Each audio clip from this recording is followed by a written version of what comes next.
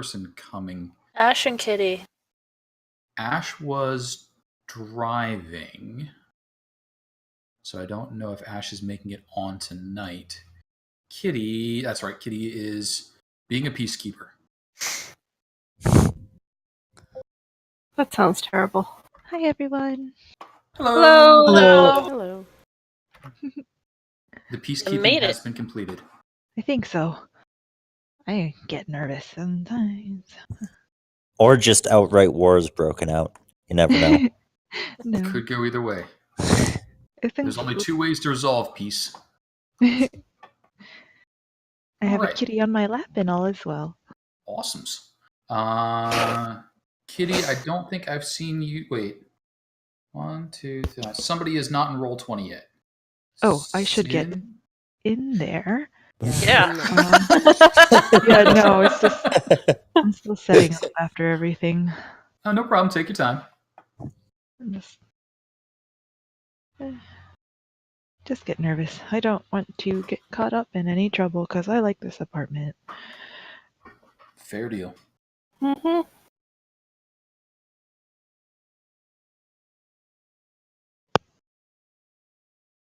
I would be very, very sad if they kicked me out of my apartment.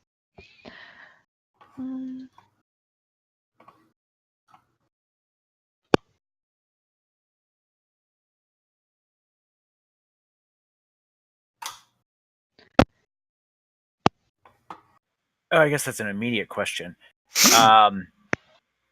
Casey, you said you were able to do drag and drop earlier today? I was able to do drag and drop earlier today. And I you was- weren't- I tried it like a couple minutes ago and it did not work for me. Oh. Like, well, I have like on the with the Briseis sheets. Like I went, and what it does is like I could drag it. Now I can drag and drop it, but instead of not doing anything, it just disappears what I tried to do. So nothing at all is on the sheet. Not even like an empty thing, like an empty spell slot. This is what happens when we play with time. We break it.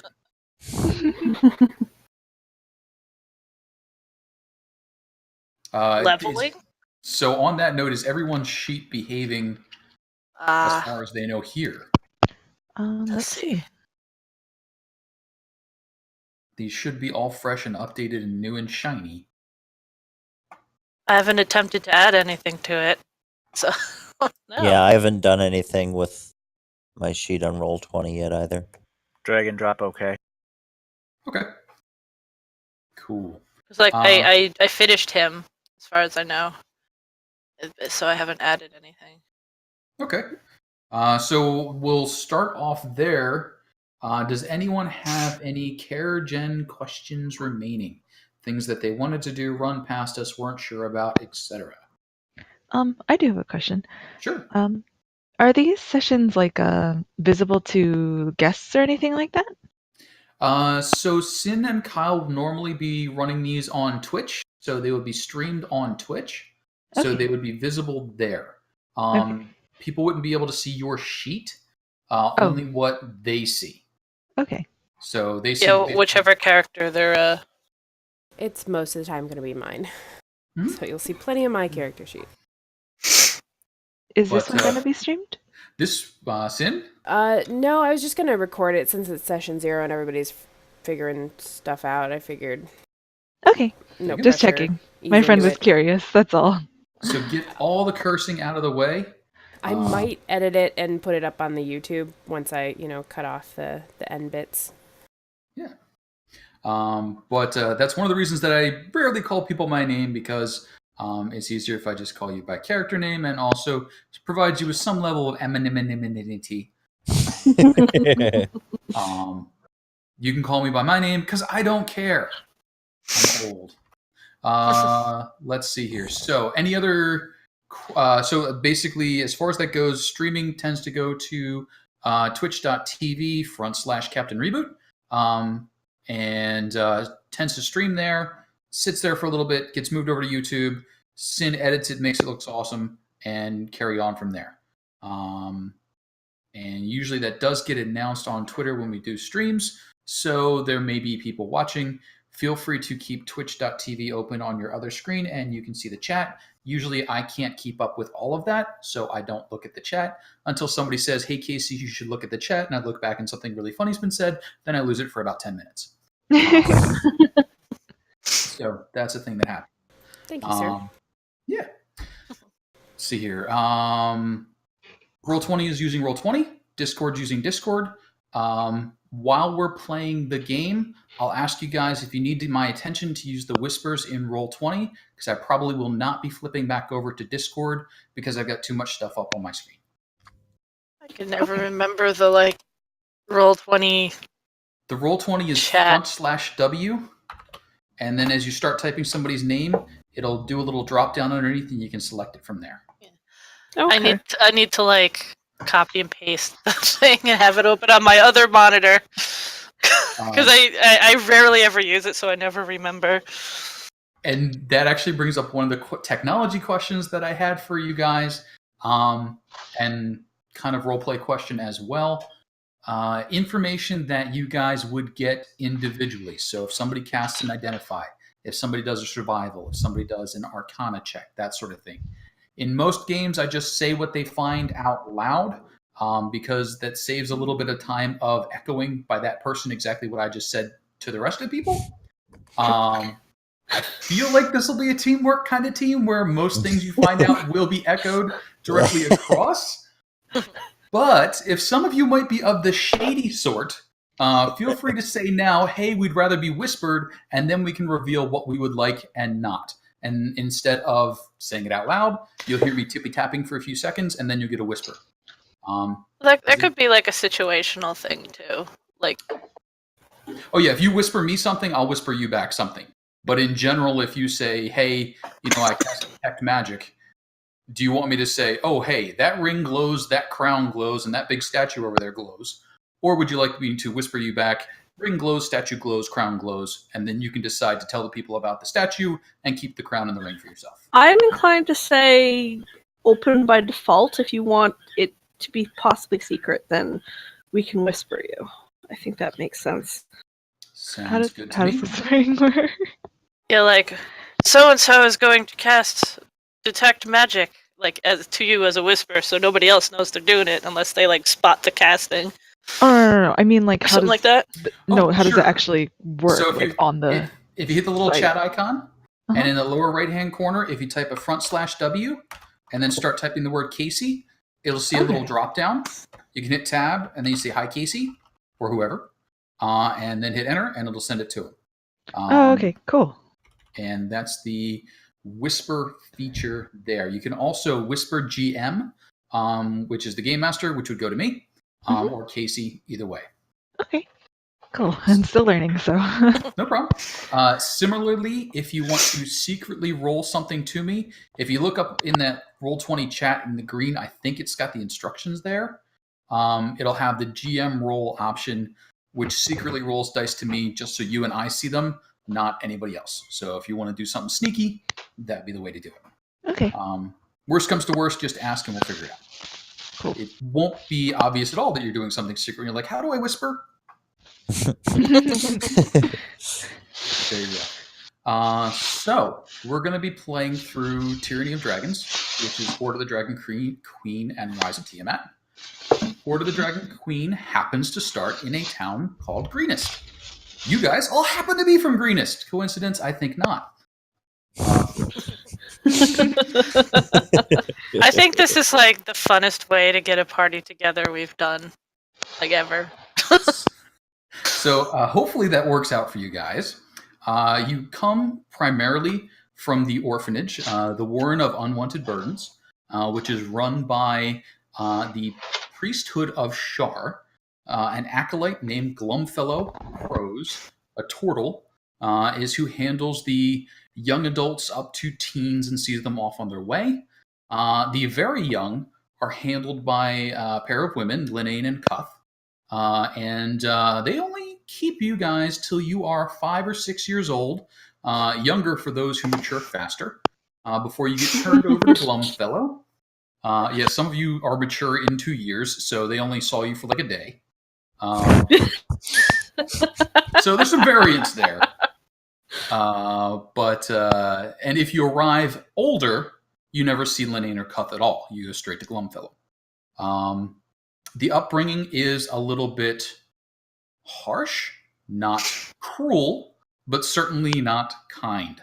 The townsfolk do look down on you a bit. They associate you with Shar. They assume that you're probably children of priests of Shar, or some sort of nefarious thing is in your background. Anything that goes wrong is probably blamed on you, and you guys probably encourage some of those things because you're a little scrappy. You're also a little funny looking, and not all of you have the best interests of everyone else in mind. So all that kind of plays in.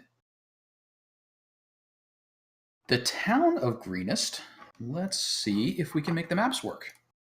And that's what happens when you drag instead of clicking the right things. Let's do that. All right. Question. How do you make, on Roll20, how do you make the name visible there? I think I have to do that for you. Okay. Let me... I'm here. Show nameplate. Yep. Dun. Has site. Bank. Thank you. You got it. So I do have control over most setups. We'll be using the green bar for your health, the blue circle for your armor class, the red one you can put anything in there that you feel like it.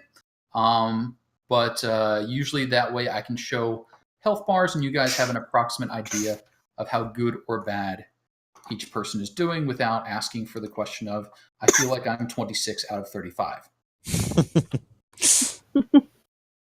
You guys are laughing, but I hear you do it all the time. All right, so we're going to attempt to transport you to a really big map. It may take a little while to load. It's going to be very dark.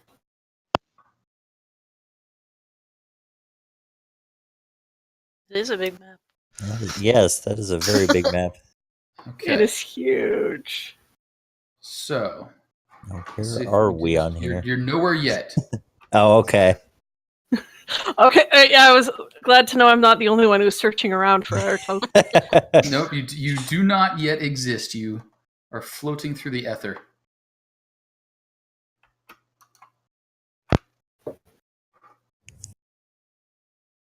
Now you exist. And you should be right about there. Aha. All right. Now, you guys are all going to get supervision for a few seconds.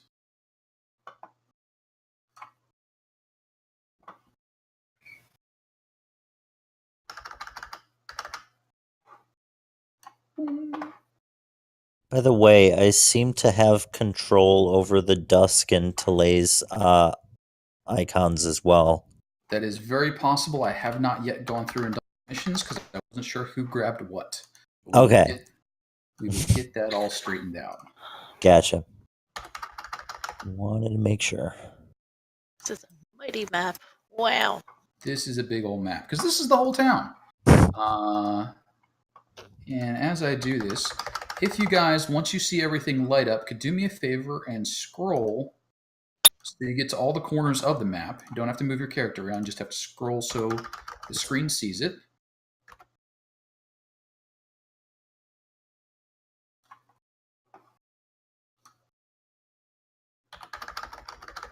And then I'm going to turn the lights out, and the map should stay there. Maybe.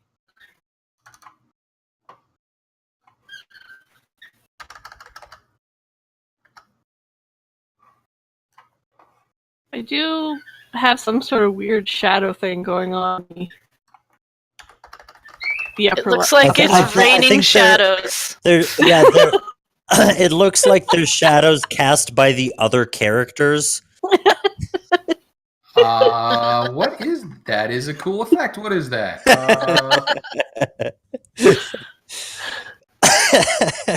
Neato. Hang on. What's that shadowy place? I never go there. You must never go there.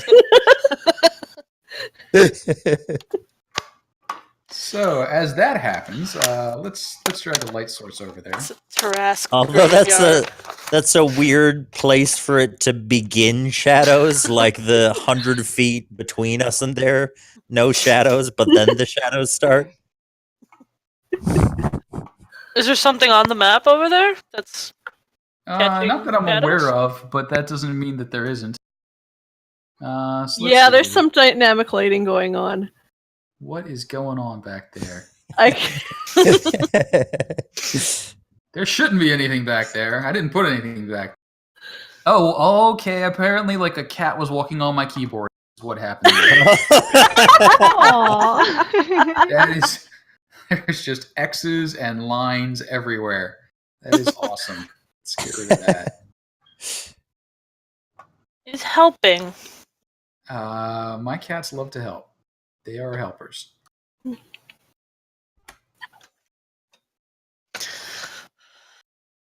right, shadows have been banished. All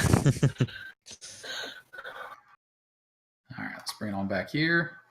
And now we're going to take your eyes away.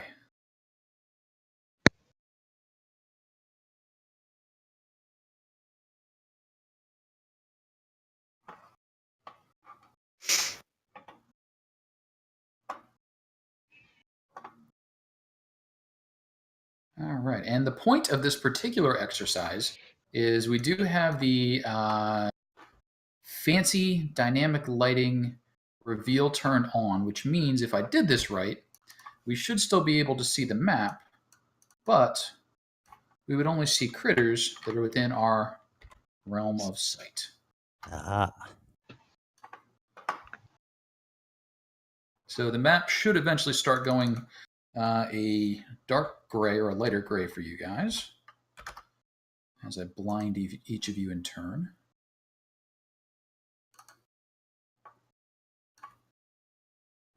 And as I am going through this highly exciting exercise, any additional questions on the actual character makeup, skills or powers, things you wanted to do? Or are we ready for those exciting random rolls? When you get a chance, unless I could do it myself, I'm not sure with one of these other sheets. Rain has a raven friend. Ooh, a raven friend. Yes.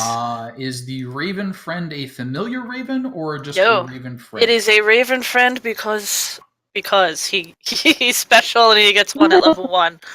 Okay. The explanation of him is on the sheet. All right. I'll check that short.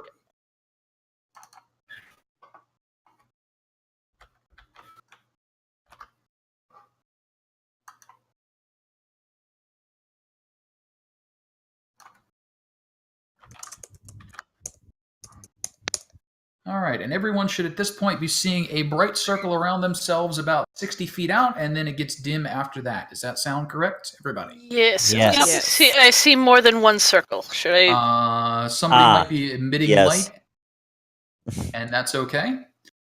So basically what will happen is as you move around, that brightly lit area is where you will see creatures and monsters and that sort of thing. If they move outside of that range, you will stop seeing them unless they are producing their own light. So I take good old Glumfellow here and drag him out. And I turn off his lights. Yeah, Valandra is the one that has the extra bubble for me. Unless there's more than one, I can't tell. No. I think that's the same that I was saying that I still have control over a couple other characters because that's probably why. Yeah. Oh, yeah. Lights. But you guys should, at this point, if you look over to the left, not see Glumfellow. Nope. Don't see him. You should not see over here. But if you walk in that direction, as you get close enough, you should see him. And if everybody could just wander over there real quick. Oh, I got stumpy little legs. All right. Oh, okay. There he goes. All right, cool. So technology test accomplished. We can all see, we can all talk, and we'll take care of the images throughout the week. Karagen, doesn't sound like you guys had any questions of note. Hang on, something just flipped on me here. Somebody else flipped on me. Don't have to look at that. So let's do some of the random stuff. So everyone gets to declare a number by typing that number into the Roll20 chat. Then they get to roll a D1000. You can do that? If they fish their wish, they are going to start out with something amazing. If you would prefer, you can dial that back a little bit, declare a number, and say you're being cautious and only run a D100. But then it's not so amazing. Still something cool, but not so amazing. And that's about as close as you can get those odds. So you can either go D100 for something cool but not amazing, D1000, something amazing. This is a trap. You should roll the D100. The D1000 is just to destroy your options. That's what I thought. I feel like I'm unlucky either way, so like I might as well go for the 1000. You get a pet dragon. Oh my god. We should never let Dusk have a dragon. That would be amazing. You're in the right campaign for dragons, but they're of the wrong color set. Yeah, I don't think this is the sort of dragon you want to keep around. Oh. So this 100 or 1,000 is going to be group decided. That's what I'm. That's what. No. Each of you gets to call a number and roll a die. If you roll what you match, you win. Did you say we get to roll twice, or you get one die, each of you? Oh, one die. Okay. One dice. So Valandra declared a number to be 47. If she rolls, I did not roll a 47. did not roll 47.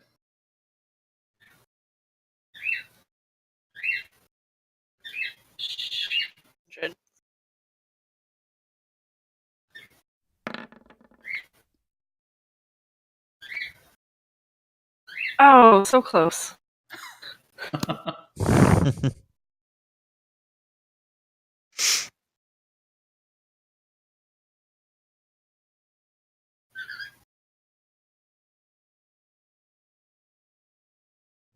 $807.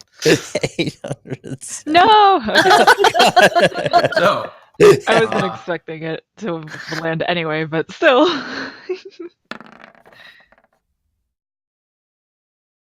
I am a not lucky kitty. Okay. It had a this 1 is- in it. This just goes to show that random probability works for all of you, and none of you are particularly blessed or cursed. So good job there. Starting equipment wise, you guys have the starting equipment that starts with your class. If anybody wanted to buy instead of take their starting equipment, you can change that in, roll your dice, and take the gold value for it. You also get the starting gold that comes from your background. Did anybody have any questions there? Nope. No. I don't think No, being worked on, but no. Cool. I got a burglar's kit. Burglar's kits are very important. Lots of fun stuff in there. All kinds of neat stuff. Including a crowbar, which you're just going to have to imagine as a little tiny mouse-sized crowbar. Do they make them that small? Well, I guess for like gnomes and such. Right? There are other small folk out there. There are the gnomes. There are the kobolds. I keep imagining her as being like extra tiny, like a foot 2 or feet. so. 2 feet. 2 feet. Which is still on the small side for mouse folk, but you know. And tutu with the ears. Okay. One more technology thing as we stroll along. If everyone could please hit the cog in the upper right-hand corner, stay towards the top, and look at that very important bar that says Master Music Volume. I'm going to make it make noise. Please be prepared to raise or lower so that it doesn't deafen you.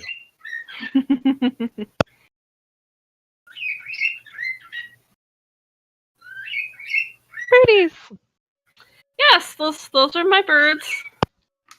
They're having a sing. Has Azzy figured out how to sing yet? No, he still sounds like like that, like an alarm clock. Or a cell phone, or whatever it was that he was imitating.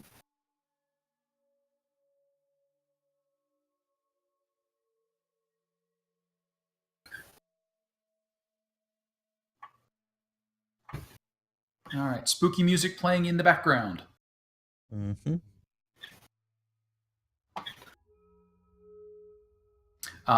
I will occasionally use sound effects and music, but probably not frequently, because I've already bumped into YouTube and Twitch telling me I use somebody else's music, and I hate that, so it's probably not going to be on often. Feel free, if you want, to stream mood music in your head, or if you would like it, we can look into getting some mood music that is not licensed the way that it is. There was a link that I found that had some stuff, but I haven't played with it yet. For now, Even the stuff like in the jukebox is copyright. That's part of what I got in trouble for, was I was using the fan burst ones. Yeah, some of it. Apparently, a lot of it is not kosher. Oh, the what's his name? Kevin MacLeod ones are usually good. I use those a lot. They're meant to be. He makes them to be used that way. Can't all just be one guy. I've seen him I know. everywhere. It's like the group. Because he's name, the only Kevin one that lets people use his shit Yeah, for like right. free. So, anyway, eventually I'm sure I will look into it a little bit more, but for right now, we will probably be mostly silent. Wow, that's a horrible song. Get that out of here. All right. No more of that. I'll turn on the Abyssal Gaze by Tabletop Audio. So, gameplay style. I'm looking towards kind of a hero capes blowing in the wind, fun adventure, a little tongue-in-cheek comedy rather than slapsticky comedy. Though at this point we've got turtles, cats, mice, half orcs, half elves, and a watered inside. So it's going to be a little nutty no matter what we do. I gave you the chance to veto the mouse. I Nope. did. Nope, I love them all, but I want to keep the cat chasing mouse being chased by turtle scenes down to like maybe per episode.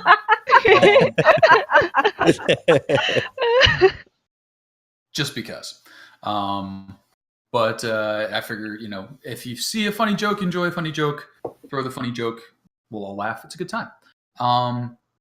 As far as the actual gameplay goes, is everybody at this point pretty familiar with Roll20 and rolling dice, using the sheets, that sort of stuff? No. No? I think Yes? so. No? Yeah. I know how to roll dice. I don't know how to do it using the sheets, like my character sheet. You mean? Yep. Yeah. So basically, if you click on your character sheet and go to the sheet itself, Uh huh. and you're looking at your sheet, going down the left-hand side, you get your strength, dexterity, constitution. Click on the names of any of those. It'll roll that check for you. If you need a saving throw, click the name of the saving throw in the box to the right of that. It'll roll the saving throw. If you need to roll one of your proficiencies, just click on the name of the proficiency. It'll roll the proficiency for you. Oh, that's so If you handy. need to roll attacks or spells, those are all in there too and can be set up. So they make it a little bit quicker for you. If you prefer to roll the d20 and add the math yourself, feel free. Just make sure you're quick on that sort of math, because it's a little killer when we're trying to squeeze into a 2-hour section and we've got 5 or 6 or 7 characters fighting to go, all right, I rolled a 17 plus a 2 plus I get this plus I get that. Is a little bit quicker if we have it on the sheet. And if you didn't know, your character sheets can actually pop out, so they won't get in the way of the map. Yep. You can hit the little double Windows-looking thing up Oh, in the very okay. top left. I'm sorry. I didn't get like any of that. I disconnected briefly. Oh, no problem. So if you open your sheet up, if you click on any of the words like strength or the saving throw section, click on strength, or click on one of your attacks, it'll roll the attack for you. Oh, And the okay. nice thing about doing it that way is it'll take your over the die roll. It'll show you what the modifiers were that went into it. Once you've got that down and you make sure that it is correct, then in order to roll, you just hit the button and the dice come up. Okay. That way we're not, oh, hey, wait, I get a +6, so I rolled a 3, so that's a 9, and so on. If you roll an attack and it does not automatically roll damage, that's an turn, then you can click the attack name and it'll roll the damage for that attack for you. Okay. That is my favorite thing about Roll20. No math. I have to figure it out once, and then I'm good. And then after that, you're good. Yeah. Spells and that sort of thing, as well as your equipment, a lot of the stuff can be dragged and dropped from the compendium, which is the little eye in the circle in the upper right, over to the sheet. When you drop it off, it'll add it on there. Things like your weapons, things like your armor, things like your spells, saves you a lot of time setting up and typing. You can just drag them over and drop them off. I am not going to check your sheets much, so if you prefer to do it however which way, as long as the math is right, cool. Occasionally, if I see something that looks really weird, I'll say, hey, check your math, and then check your math and make sure that's okay. Because there are so many modifiers in 5e, it's ridiculous. Anybody have any questions about dice mechanics, rolling initiative, that sort of stuff? Is everybody familiar with that on Roll20? Which is always wait till I get the turn order up, click on your icon, and then on your sheet, click initiative, and it'll add it to the turn order just like that. Wow, some crit fails for us. That's okay. Get them all out of the way. And Session There we 0 go. Yeah. is made for this. Yeah. So once you're on the turn order, and generally I will roll initiative for all the monsters individually. We'll do a descending order. Person on the top goes first. If you need to see who goes next or who's who, just hover over one of the boxes. It'll do a yellow outline around the person. And that way you can tell where everybody is. When we're fighting big battles and you're up against 30, 40, 50, 100 million kobolds, this is going to be a really long turn order. I will try and chug through it as quick as I can. When we're doing dramatic one-on-one fights with the eccentric bad guy with the crazy accent and the cool weapons, we'll slow it down and do a little more descriptive. If a kobold is shooting a short bow at you, I'm probably just going to say kobold miss, kobold miss, kobold miss, kobold miss, because you've got good armor class. Or I'll say you, and then we'll roll damage for a crit.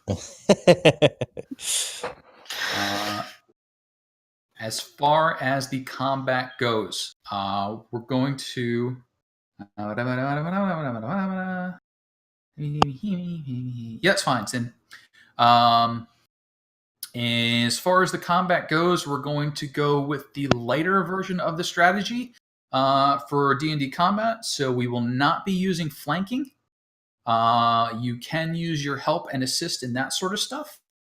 We will be doing cover, yes. Hitting each other if you're providing cover, no.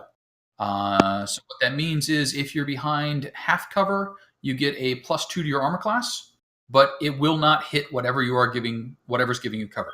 There's an optional rule for that. That we're not going to use. Death and dying. If you are reduced to 0 hit points or below, you get 3 death saves before you're very dead. If something hits you, you automatically take an additional death save on top of however many you have. So if somebody falls down, it's really important to get them back up again quickly. Because some monsters will ignore a person who's down, some monsters will be assholes and kick you while you're down.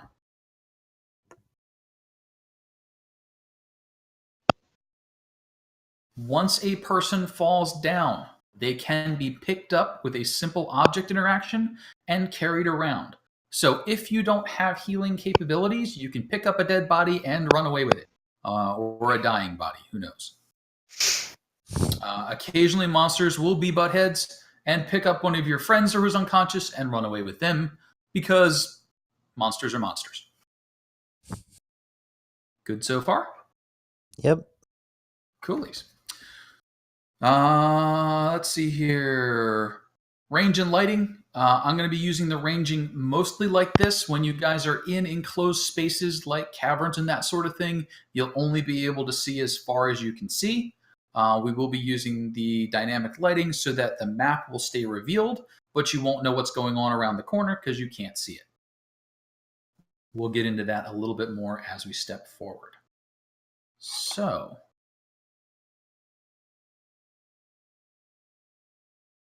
let's see what else is on my list here.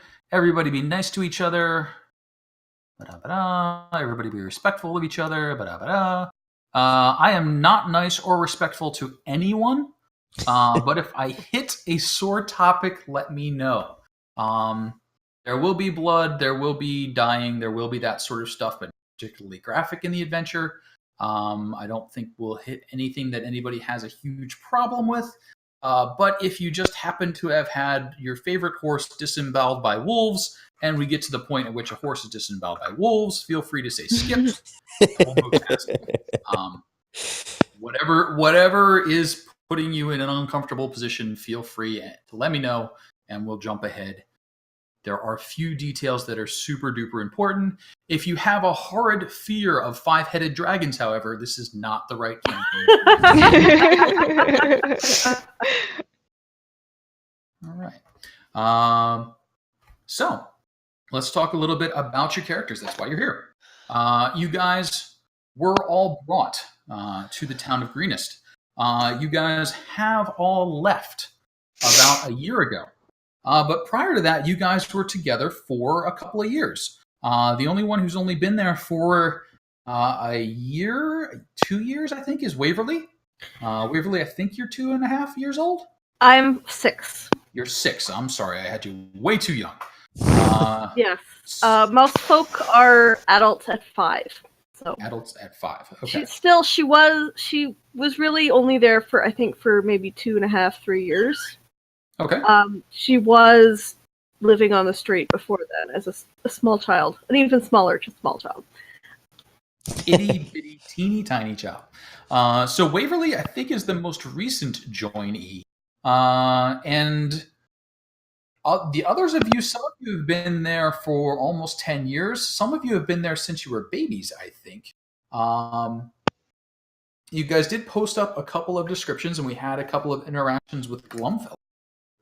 Is there anyone who wants to throw in and start it off, introducing yourself and what you might be like? And feel free to or to not use a character voice. All up to you. Ooh, I have to decide on a character voice. Oh.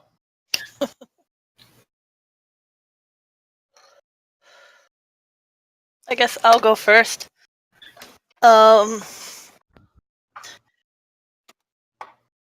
I am playing. You guys would know him as Raindrops at Dawn, to small tabaxi that came in with his sister, Dusk in the Fog. I think tabaxi actually are considered adults around. No, I think I'm thinking Dragonborn. Never mind. But they they came in. He was maybe like 4 or 5, and she's a year older.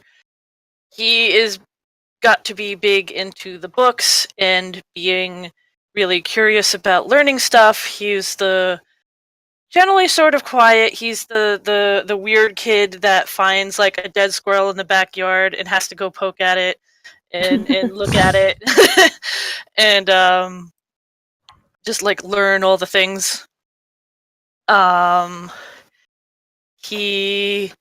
he got older, he kind of started drifting away from the whole like tabaxi thing, because tabaxi are not native to this continent. They're from a more jungle tribal area, and obviously he was raised here, so he started picking up more on this. And after they left, he decided to try to take on the name Bernard because it sounds more respectable in academic circles, and he affects a more proper way of speaking, and or tries to. He probably slips. It's sort of a new thing, so he probably slips out of it every so often. But he's been gone a while, and he left when Dusk left.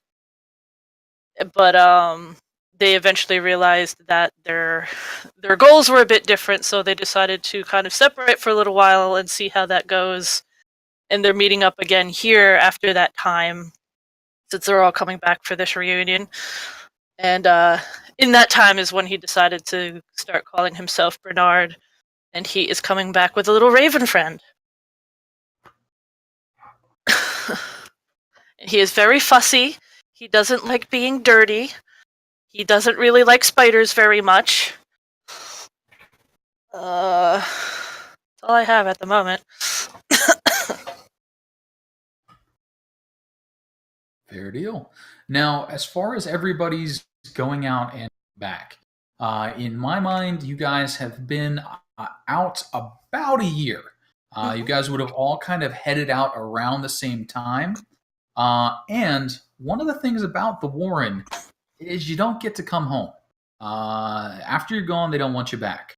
But you do get to come back and pay your debt, basically. After a year, you see everybody, and then you're expected to leave again. So it's a visit, usually a tithing, and then be on your way. They don't really explain why. For some reason, Shar's acolytes not very forthcoming with information. But they do want to see you back that one time. And it's about time for that to happen. So let's see here. That is Rain, who is Brainard. How about Dusk? Okay, so Dusk. Dusk took the opposite route growing up. She tried to hold on to any kind of Tabaxi heritage that she could remember from her very hazy childhood memories before getting lost. When she left, she probably started wandering a lot in attempts to find home. So she probably had to go through a lot of those tribal areas and just fight her way through all the wilderness. So in that sense, that's probably how she started picking up more of the scrappiness of being a monk. But along the way, she also, and probably growing up even in the town, she liked to work as a tinker. So she likes to fiddle with things and see what happens, and just working with shiny things in general. So she's very playful. I know I wrote in the blurb most of what I have for her right now. Very lively. She tries to take on a more motherly role, but she's pretty much equally as reckless as any of them are, probably. Endless mischief. And she's a bit of an optimist, I think. She's 6.5 feet tall and she's very big, and honestly, if anybody tried to mess with her, it probably would have ended very badly. So we'll go with that. Haven't decided on a voice yet. We'll figure it out. That all works. So let's see here. That's got Rain and Dusk. Anyone else want to volunteer to follow up? I will. Okay. All right. Well, Waverly is, as you know, little 6-year-old mouse folk. She's not really sure what happened to her family, except that they're gone. And she spent a few years of her childhood living on the streets, stealing to support herself, until somebody finally caught her, and she ended up at the Warren for a few years before she was an adult at 5. She's generally a pretty chipper sort of person. She's very cute, but she probably doesn't really like being called cute, but she's also not going to do anything. She has a very loose sense of ownership. Like, she will steal things that are not nailed down just because, you know, well, you don't really need that, so I'll take it. She kind of sees herself as, well, she aspires to be sort of a Robin Hood figure, steal from the rich, give to the poor, but that only goes so well sometimes, because sometimes she wants things because they're really neat. But she tries. Awesome. So I will actually query you, the first leading question here. Mm-hmm. The loose sense of ownership will steal because the others don't need it. and Mhm. occasionally you want to keep some of that yourself. Is there anything in particular that you tend to steal? Being 2 foot high, stealing the good silver, doesn't really work for you. No. So you need, mobility is key when you're, a 2 foot creature. Yeah. What do you tend to treasure? Mostly interesting trinkets. Just nothing. Often it's nothing that's particularly valuable, but like an interesting looking little ring, or sometimes, or just like a little wooden carving or statue that she likes. Just things that catch her fancy, not necessarily anything valuable. Okay. Also little bits of food. Pack rat. She will, yeah. Oh, by the way, she has a pet mouse. It lives in her pockets. His name is Toby. Okay. Oh my gosh. Yeah. That's got to be a big pocket for you. So that might be a pouch you've got rather than a pocket. But we'll go with it. Yeah, some pouches, pockets, that sort of thing. And that was Toby, you said. Toby. Alrighty. Pouch So slash backpack, You got it. Who wants to volunteer to follow up? I think we're coming down to like 2 or 3 people, so volunteer will soon become be volunteered. Oh, I guess it's us. Hey. Yeah, I think, Strangers. Yeah, he disconnected. I mean, that's fine. We're still figuring it out, I think. But, piecing it together, we're going... We claim the cliche brother and sister. We're half-orcs. Named, Chloe and Joey. And, he... technically, we're twins, but I am older by 1 minute. So, I am the older sister to my younger brother. Who I always, my whole life, I've had to keep him in check. He's been out of control his whole life. Hold me back. And so now we, being half-orcs, we were likely dropped off at the orphanage at a young age, because that relationship between the orc father and the human mother that we had wasn't mutual. So we were likely just tossed aside pretty early, grew up in the orphanage. And, I feel like we probably would have been picked on a bit, having been there for so long, by most of the other kids that grew up at the orphanage, aside from this group. And so that's kind of why we're coming back eager to kind of see them and, pay our debts. Yeah, I traveled south. Because, splitting up makes the most sense. I mean, if you got to come back with this debt, if you both go the same direction, there's going to be less money for both. Well, that's one way to tell it, but the other is that you walked away. I mean, we were going a certain direction. I turn around and suddenly you're not there. I just got to get out of your shadow, and also not able to do that accent yet. It's probably not even an accent to anybody else. But yeah, I've been basically harping on him most of his life, and some kind of blowout must have happened where we went our separate ways for the year that we were out and making money. And I trust that he'll stick to his word and he'll go to pay his debts, because I know that's not the kind of man that he is, and I know that I'll see him when I go there, and when I do, I'm smack him upside his head for leaving first. And secondly, he ain't ever leaving my side again, okay?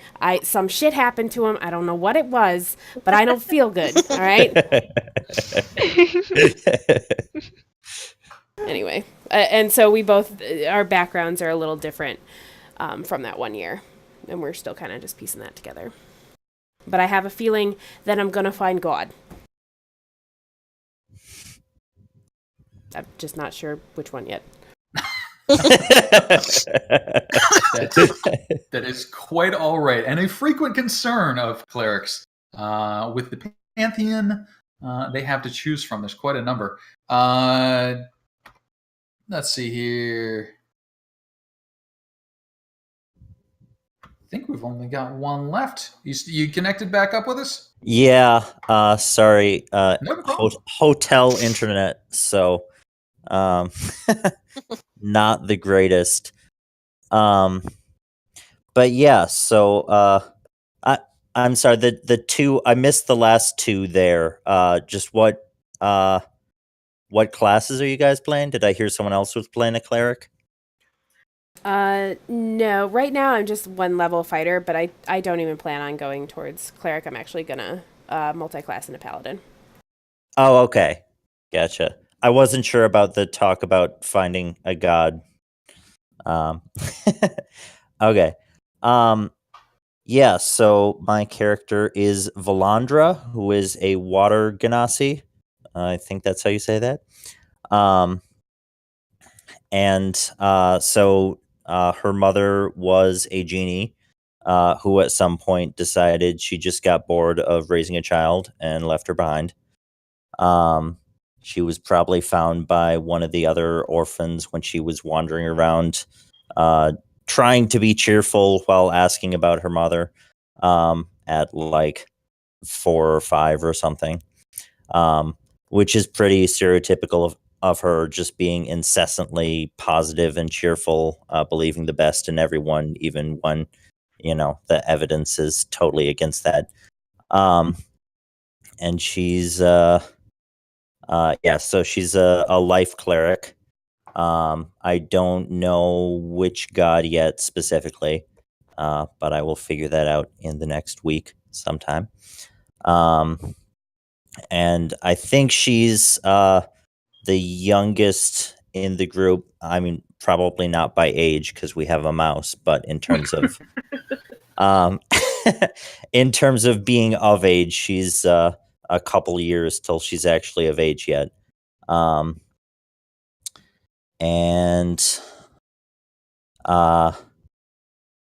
Yeah, I don't know. She's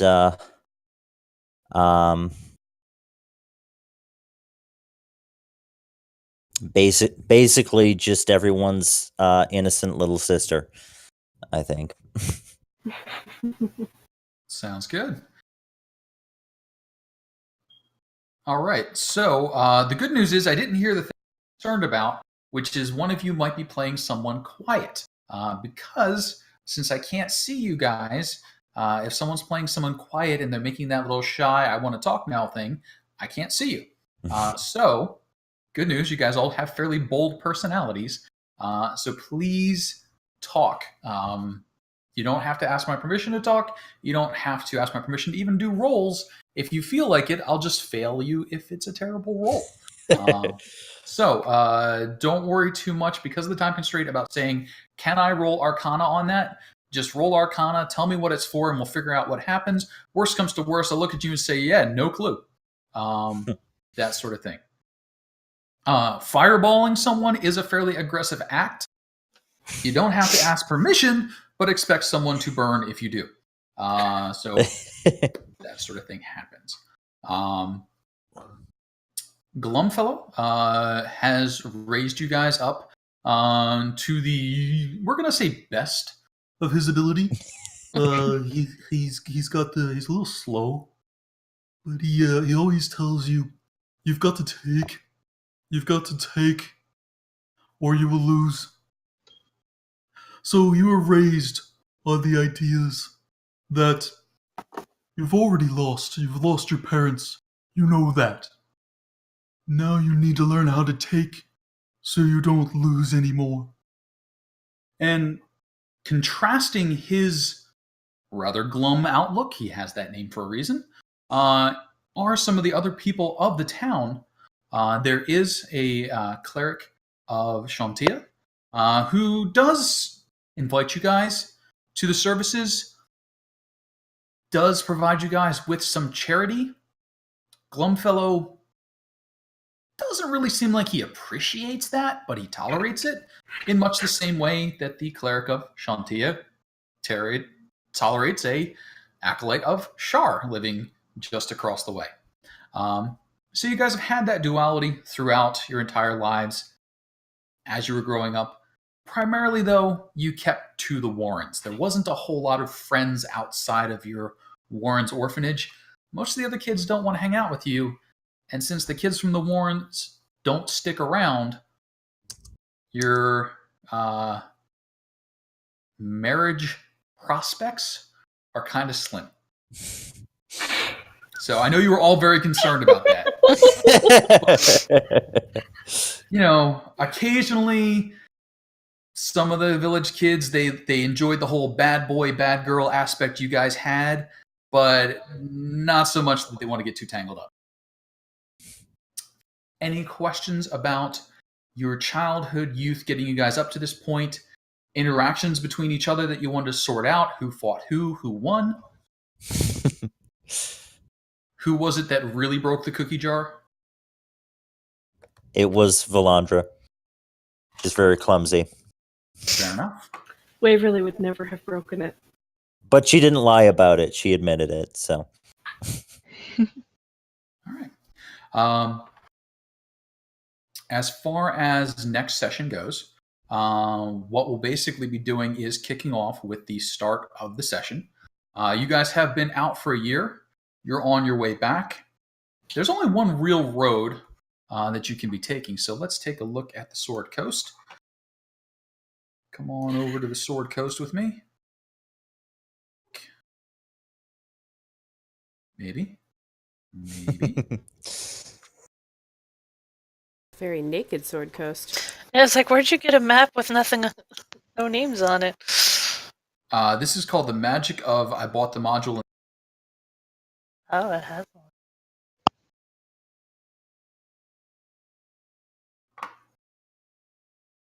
Go. Magic However, of spending money. The magic of money. I broke it.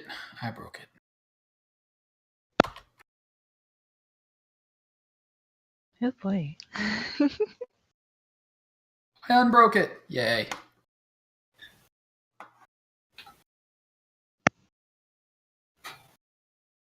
Maybe I unbroke it. You see, you guys think that map doesn't have a lot of stuff on it. That map is just covered in stuff, like completely, and apparently can't see my it. machine does not like it. So It's your GM layer freaking your it computer is out. just having a day is what it's having. Oh, hang on. There are all the botches, and now I can see. All right, so let's come on down here. Matthew Talk Colville about- can earn $1 million Kickstarter. Why can't somebody build a Roll20-esque website that can handle graphics and good audio video? So, towards the very south of the map, the town of Greenest has just been named. Greenest! Greenest! Home sweet home. Near... Oh, this is really south. It is quite south. If you were to continue south on the road from Greenest, you would find yourself heading to You know of Some of you may have even visited It's not the friendliest place in the world, but it has a better reputation. Because who really wants to go to wood named Sharp Teeth? Other places you guys may have headed in your year is over to Baragost and Candlekeep, which are to the east. You might have headed far to the north. Far, forever to the north to reach the fabled lands of Baldur's Gate. Way up here.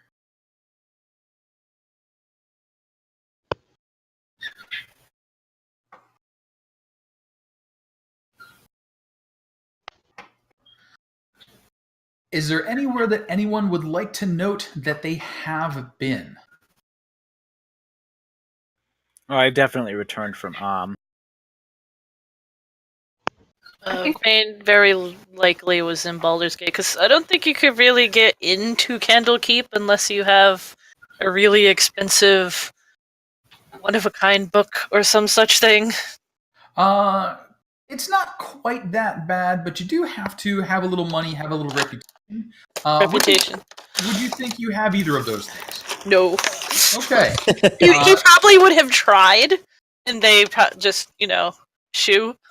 So you have probably visited Candlekeep. You have looked upon its fabled halls, but I don't think you managed to make it inside. No. No. And he's very salty about it. Poor kitty. So, somewhere on your note to visit in the future, anyone else headed anywhere? Now, I heard someone honed their monk skills traveling through some of the wilderness. Did you actually brave the wood of sharp teeth? I can definitely see her doing that. Okay. The shortest distance between any 2 points is a straight line, and if you wanted to get to Baldur's Gate, I mean, that's the way to go. That's very true. All right. So, a little bit of experience within the woods, honing your skills. Now, let's see here. So that takes care of Rain, who is Brainard. They didn't accept your name as being Brainard, by the way. They wrote you down as Rain. In their official books. No, he probably didn't pick up Bernard until after he got his class level in Baldur's Gate at some point. Fair enough. And that's probably why, because he thought they didn't take him seriously because his name is Raindrops, That could have something to do with it. There was a little snickering while you stopped by. Anyone else headed anywhere else of excitement or note? Waverly would have probably spent some time in Baldur's Gate. Okay. She's a city mouse. Probably hung around, stealing a few things as felt necessary. Okay. So honed her thief skills. So at least two of you were kicking around Baldur's Gate. One trying to look respectable. One decidedly not. At all. I could see at some point Waverly spotting him and being like, "Hey," and him just I don't know you. I'm a respectable person. Who are you? Yeah. Oh, she's so offended. How could you do that to her? They're family. So basically, there's this little dignified cat walking along carrying books, and a little mouse chasing after it. You know me. Rain, why won't you say hello? Oh, just you wait till Big Sister hears about this. My name is Brainard. Not. You have me mistaken for someone else. All right. Oh my gosh. So, that's a thing that did happen. Let's see. Who did I not hear? Up north from Chloe, I think. So headed up in Baldur's Gate civilization as well, or off towards the mountains and the woods. I'm not sure where she'd go yet. I know she went to some nearby larger town's guard, because that was the simplest way that she knew to pay off her debt, and it was the most honorable way to pay off her debt that she was already trying to keep Joey from going off and being a criminal. Okay. Now, would you want to be a town guard? Did you try and settle in a town, or did you try and pick up with the many caravans that make their way along these paths? Well, from what I hear, the caravans are a bit dangerous.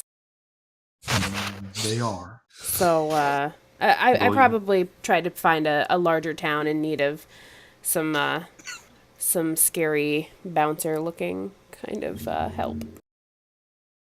Well, you can either take opportunities or you can take chances. Sounds like my high school art teacher. I'm having flashbacks. So maybe we'll change that voice a little. But we'll give it a shot. So you guys do have several other places you can head to. Now, someone who didn't go anywhere and just hung out in Greenest, the least mature of the crew, basically got to hang out and not be the cute young one for a year. You had to be the old responsible one for a year. How did you handle that year of not being the cute young one? She probably handled it pretty well. Like, well, she's responsible as in like good I can talk, I swear. Work ethic and stuff. Less responsible in that she's very trusting and naive and probably got into trouble a few times by not being very smart about not trusting strangers. But in terms of the younger kids, she was glad to help take care of them and stuff, because she just wants everyone to be happy and safe and heal everyone. So fair enough. I think you may have found that the youngsters coming up saw you coming a mile away. They knew they could get away with murder as long as you were there to cover for them. So they didn't quite get the straight and narrow beaten into them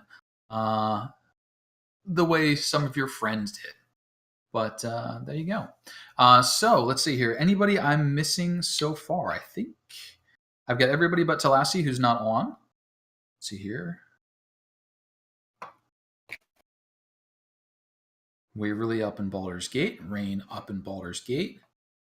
Johnny headed down to Chloe was up and around the Burdusk Scorpionable area. I don't know how to say that word, so we're going to go Scorpionable. I'm going to put that name up there so you can see what I'm having trouble with. Scorpionable. Scornable. It's up there. You know it. That is a very weird name. There you go. Welcome to the Sword Coast, folks. Valandra. Valandra, where'd you go? Hang on, I just forgot you. No, you went straight through the wood. No. You're home. Yeah. All right, Valandra, I know where you are. Kitty. Yes? Kitty is Dusk. Dusk walked through the wood of sharp teeth. Mhm. Yes?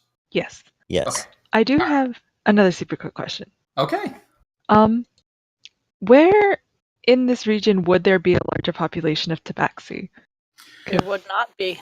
That's what but there's always like a spread. So Like there's always some people who leave.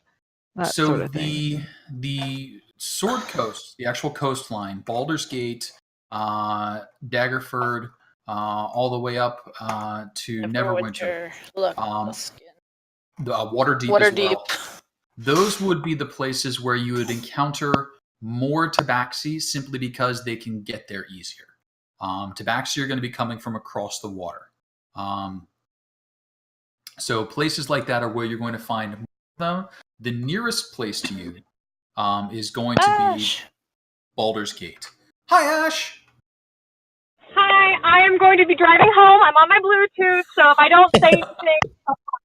That's all right. Thanks for joining in. We're just figuring out where everybody's been for the last...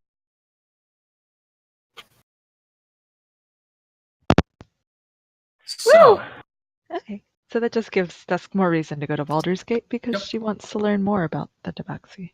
You got it. So Baldur's Gate, will be your best place to find basic information about anything. It's the biggest city, the big trade hub in the area.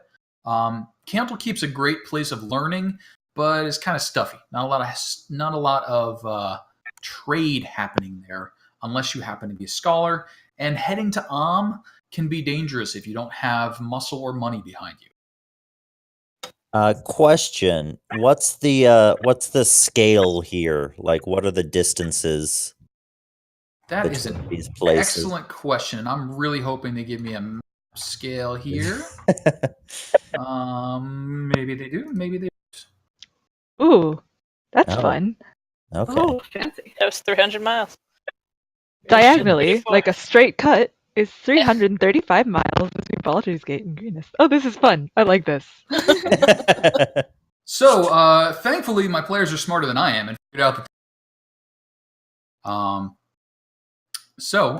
Yes, that's exactly how far it is. 300 and something odd miles. Now, obviously, you're probably some of you have gone the straight line, and may have even made it faster than that by finding shortcuts in a straight line. The rest of you may have taken the long way around, and so on. Yeah. He got to Baldur's Gate a bit late because he went to Candlekeep. If anyone would ask in my opinion, I'd say we were taking the long way round. We could pass through the wood of sharp teeth. I didn't realize Gimli was on this trek.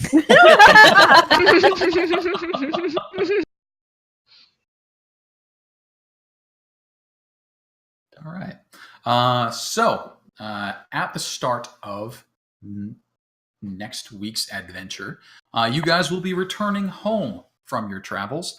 There's only really 2 paths to take without going straight through the Wood of Sharp Teeth. Dusk may have done that.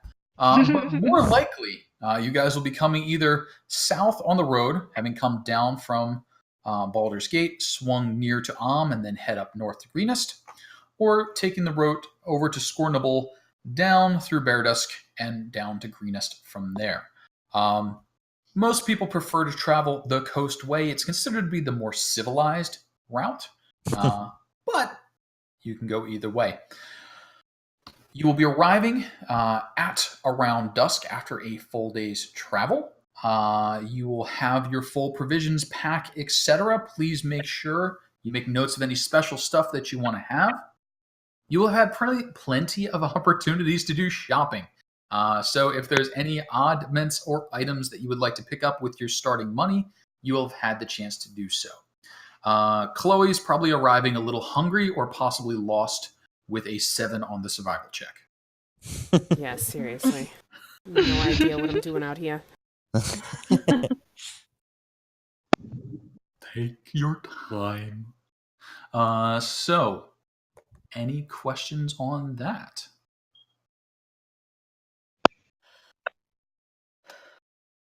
All right. I'm going to jump us back over to the practice map. Boink.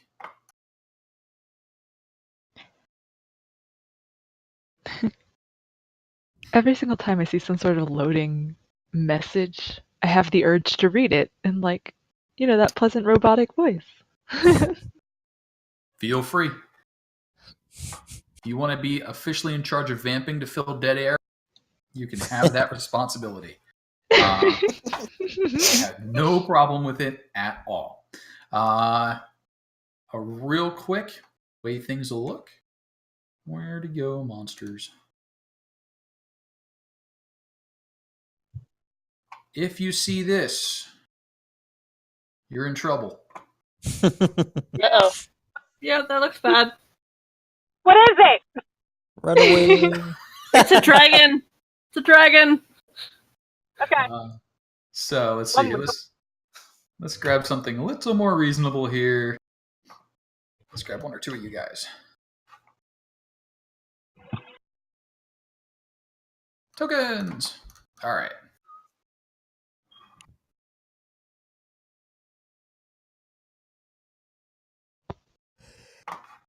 I will turn it on so that you guys can see their names and their bars. Like that. When they start taking damage, you'll see their health bar drop. Something like that. Did everybody see the orc in the middle's health bar drop? Yes. Yep. Awesome. Does everybody not see the health bar for the orc on the left? Yes. Yeah. Awesome. I don't know what's wrong. You're right there. If you happen to see things without their health bars or their names, feel free to say, Casey, you missed one, because they all show up for me, and I can't tell the difference. Occasionally, if you say that, I'll say, you just don't know enough about this creature to have a good guess.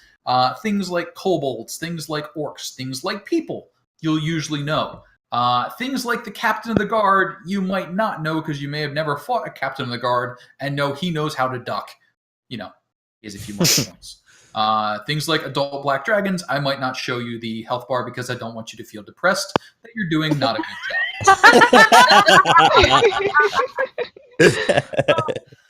job. So, one other thing that I will probably not be doing, except if I get really bored, is there are little things that I can click and make things happen. Some people's computers do not handle this well. So if you have no idea what I'm talking about right now, I'm making little green sprays show up all over the place. But some people's computers go, why? So I won't be doing much of that. The other thing that maybe we'll do if things don't move fast enough in combat is I was reading up, there's a way that I can put a little tick down timer in front of people so that you've got 30 seconds or a minute or whatever we're going to decide on to do turns. Hopefully we won't need that as we get used to each other, and hopefully combat will get nice and quick. If we get a lot of debate during combat about, hey, whoa,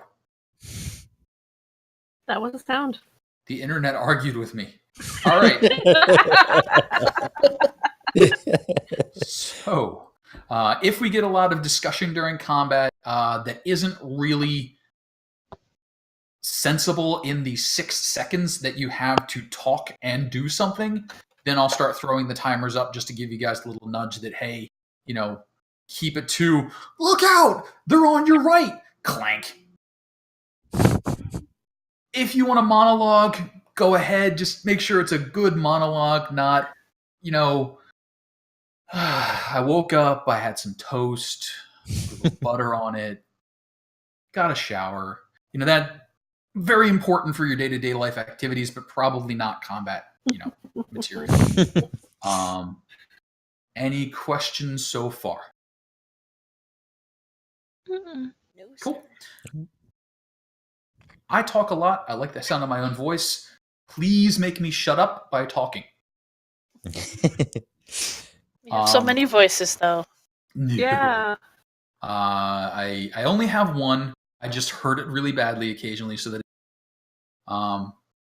Goblin karaoke.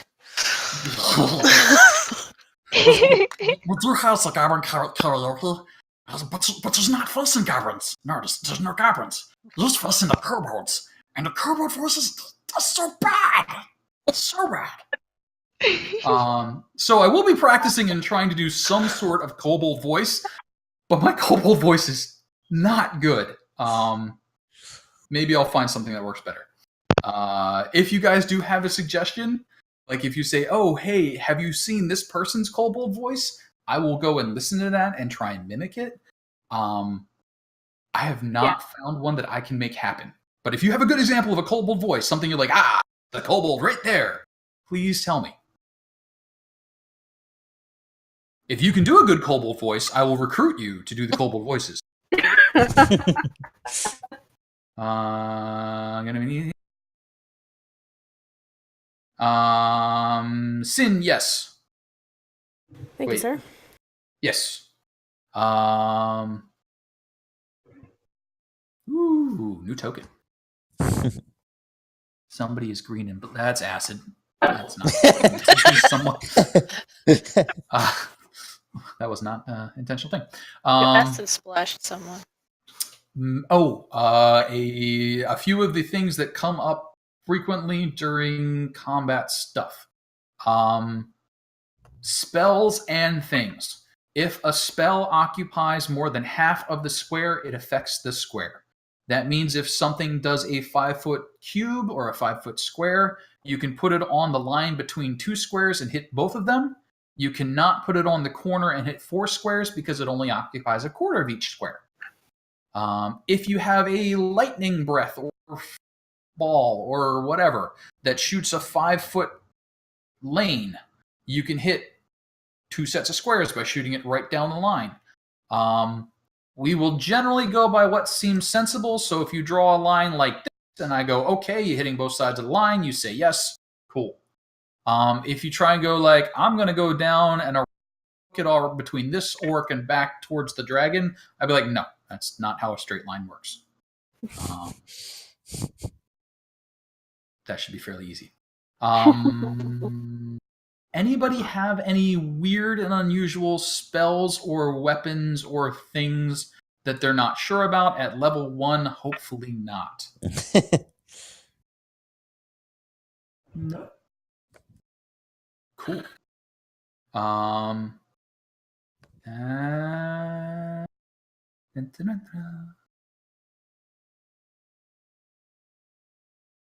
can't think of anything. Talk amongst yourselves.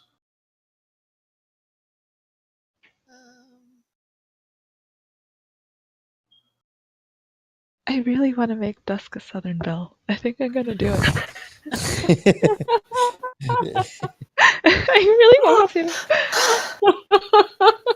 Because if her little brother's trying to be all stuffy and all dignified, then it makes sense for her to Well, who not said be that Southern's not undignified? No, not You'd have that, to but do, it'd be like, something that would be hillbilly. perceived as undignified. No, but it would have to be like hillbilly trailer I don't trash. even know how to do that. Like you can't understand what they're saying. They're so my God. they're like so southern it hurts. Y'all come down here. That sounds like New Orleans to me. Oh, I have Narlands. no idea how to do that kind of My dragonborn has a bumpkin accent, but you could understand her. If you get in trouble, just go. Like Boomhauer, like that would be like the undignified. I was going for Roscoe, but I might be dating myself there.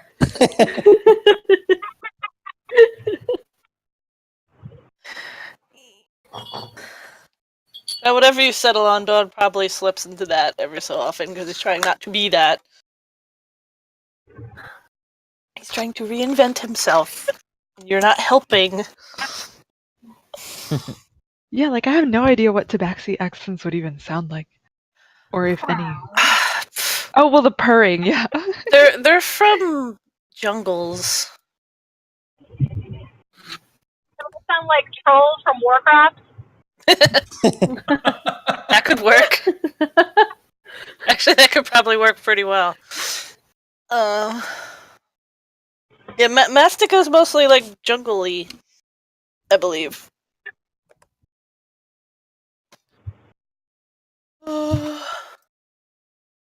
Now, you guys have been raised in an area that frequented by travelers of all sorts.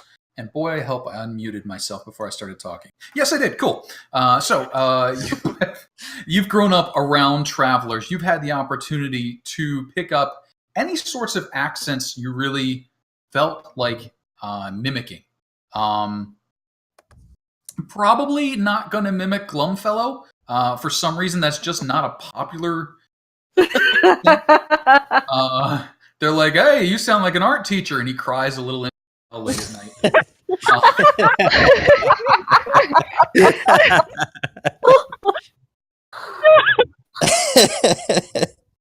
But so you do have access to that. A very important thing. Some of you are already aware of this. The spell plague did happen some time ago, and one of the well-documented effects of the spell plague is that people will change accents on the snap of a finger. Their voices will sound very strange. Women will sound like men with sore throats. They will occasionally switch from a Scottish accent to a British to a Romanian sort of accent. This has all been documented and is kept in a large tome in Candlekeep.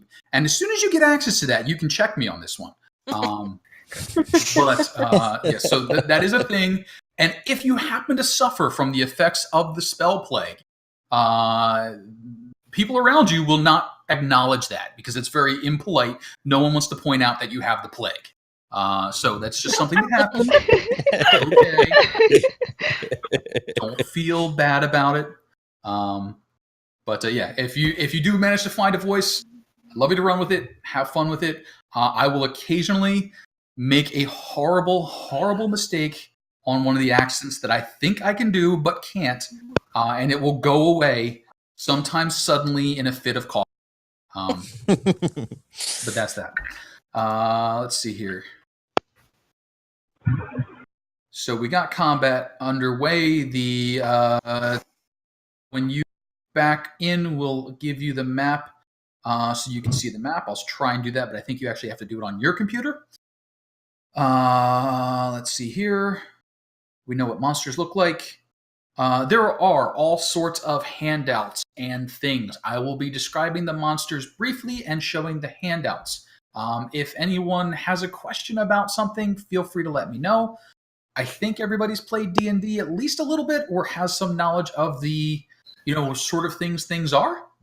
But feel free to stop me and ask me to dive into something a little bit more.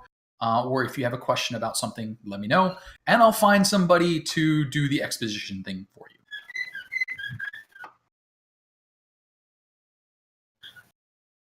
you. Cool. People in town. You guys know Glumfellow. You know Linane and Cuth. You are aware of the priest whose name I have just forgotten completely. Which if I click on the Greenhurst map, I'm hoping it'll tell me.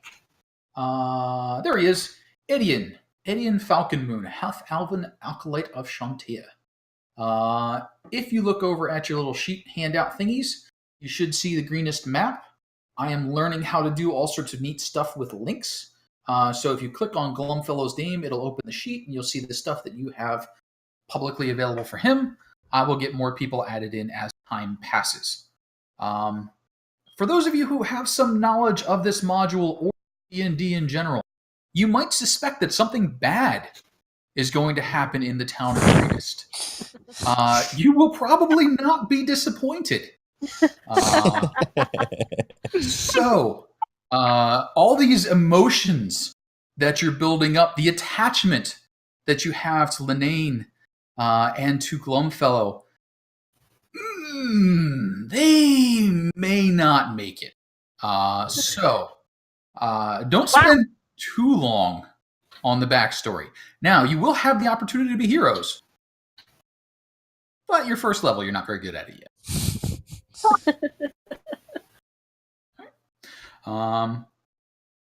And that's, I think, where we'll leave it for this evening. Unless you guys have anything, feel free to talk. I am tired of talking.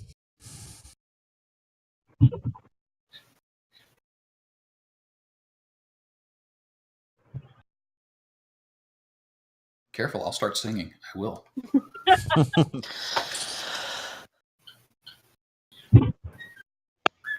Don probably did, eventually sit down with Waverly out of public eye and tried to explain what was going on. But, he would definitely have blown her right off, at least the first couple times she chased after him. All right. Well, I guess you can accept you're trying to be sneaky, but fine. He's trying to better himself. Bettering himself by pretending he doesn't know her? Come on. Yes. She's hurt.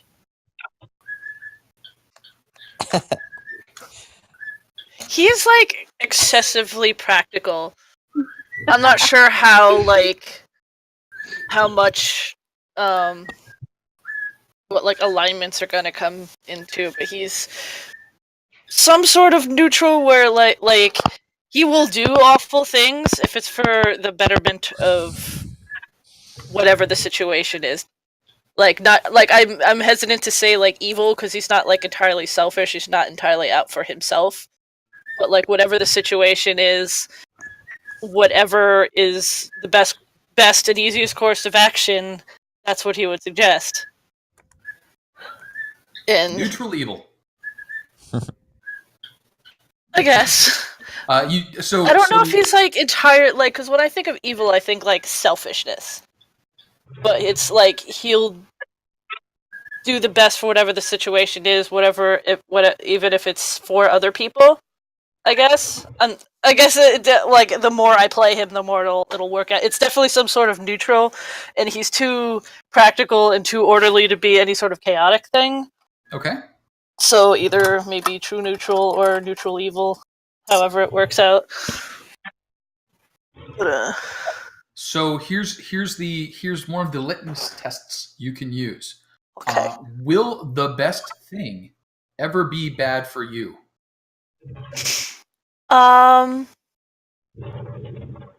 Probably. I guess it depends on the situation. If he could get out of like it fucking up his life or screwing with whatever he's doing, he'll do it. But if like he absolutely has to, then yeah, So that would be the last option. So personally, I would consider that to be a evil. Now I'm not talking like kind of evil. We're talking like people evil. If you're like, oh hey, I've got 50 cents in my hand, I could go get a candy bar, or I could give it to this person on the street, or I could just walk down the street. If I give it to the person on the street, I'm probably good. If I go get a candy bar, evil. If I just walk along with the coins in my hand, I'm a loser who can't make decisions, so I'm probably neutral. In that situation, he'd walk down the street. Okay, so you But might it's also be, like in a situation, say like they know for sure this infant is going to grow up and be the Antichrist. He'd be like, kill it. Like, don't take that chance that you could. Yeah, but the Antichrist is probably bad for you. I mean, unless you're down.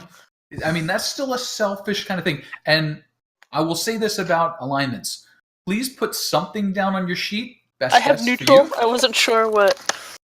I guess like as it works out, like I'm fine with it being neutral. I will He's never not yell. particularly a nice person. I will never But, yell at you about your alignment. The most I'm gonna do is if you do something that's wahaha, I'm gonna say, oh, by the way, do me a favor and take a look at your sheet and just make sure what you got in your head matches up to whatever's on the sheet. Occasionally, people will be like, I'm giving someone 10,000 gold. I'm like, why? Check your sheet real quick, buddy. It says evil. What are you doing? What are you getting out of this? I'm like, yeah, just being a nice guy. All right, hey, neutral, you're up. The reason I ask for something on my sheet is occasionally people will run an insight check on you. And find out what your alignment or your personality kind of is. And that's what I look at as far as, okay, if someone does an insight check on you, what it says on your sheet is roughly what they find out. If you behave very counter to what's on your sheet, that doesn't work out very well. And I made the mistake of snacking on popcorn, so now I'm choking to death. So continue the conversation, please. Breathe. I have a question. Fire away. Everybody. Obviously, I'm like an hour behind everyone. Did everyone decide on how old they were? Because it kind of matters to my character. Waverly is 6, It depends on race.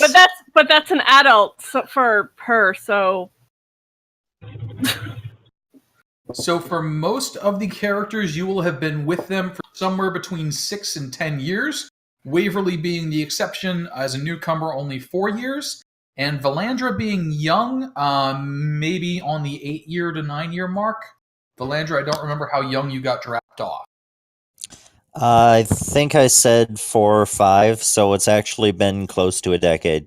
Okay, so everybody's had about 10 years, with the exception of Waverly, who's a little younger, to get to know each other, and then you guys broke and ran. Now, there was a bit of a gap between you guys and the much younger kids, and you guys and the older kids. You were kind of clumped together.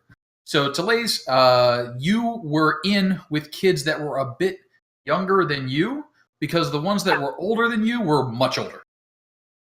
Okay. That helps me out. Okay. So you were probably the oldest of the group maturity-wise. Age-wise, you mean? Yeah, I'm trying. Physical maturity-wise, you were probably.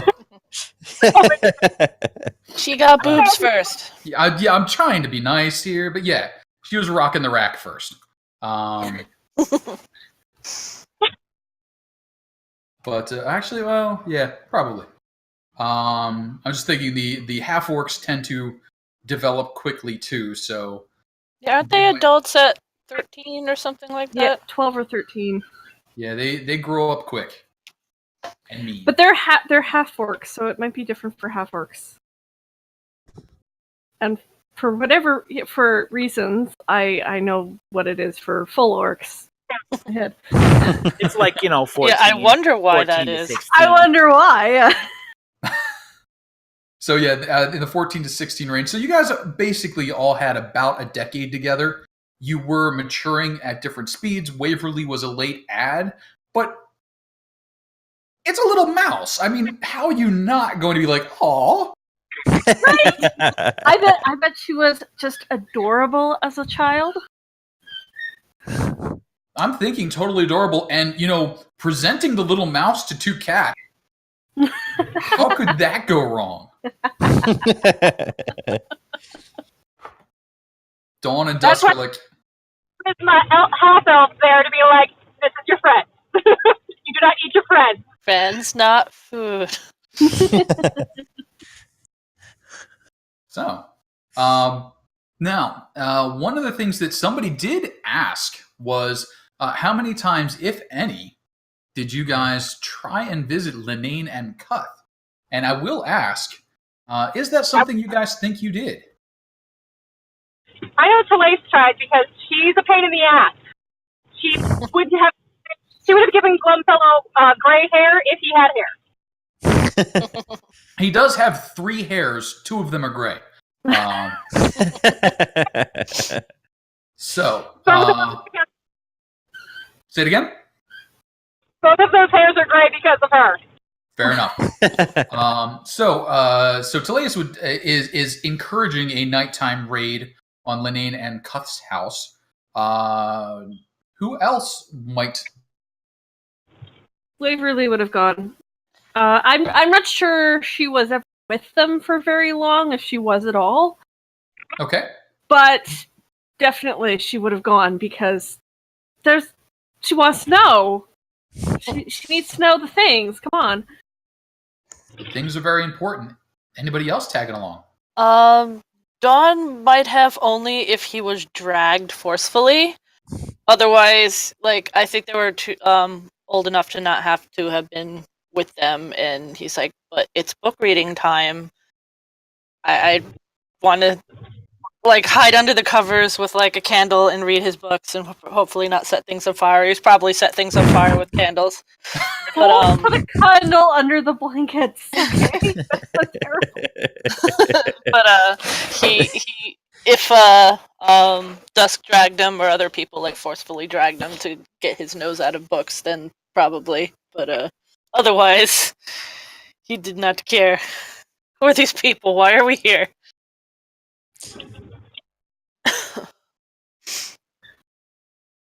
Valandra might have gone along if someone else tried to convince her. It wouldn't have been too hard, but she wouldn't have come up or with the idea herself, definitely.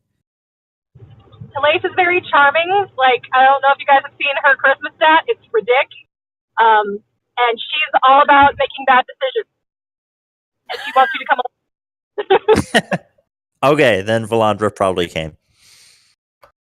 So what I'm picking up so far is Talace is the bellwether of the and may have gotten the others into more trouble than needed to. Bernard is up there too. It seems like there's a lot of encouraging that way. A voice of reason in the pack. Ooh, listen to that silence. No! I mean, I don't think Dawn would have cared enough to be let them get themselves in trouble. I'm gonna stay here. I feel like okay, Dusk took on a sort of maternal persona, so I feel like she would have that weird juxtaposition where she would try to be the voice of reason, but it would be the kind of thing no, don't climb up that, I'll do it. Kind of thing. Let me you stay do here where it. it's safe, that sort of thing. But I think that may be as close as we Va- get. Valandra might have sometimes been a voice of reason, but being the youngest and very trusting, probably that didn't work out too well very often. So I'm kind of envisioning you guys have done several nighttime excursions to different things. As you're all creeping along, at least 2 or 3 of you are like, "This is a bad idea. Be careful." Kaboom!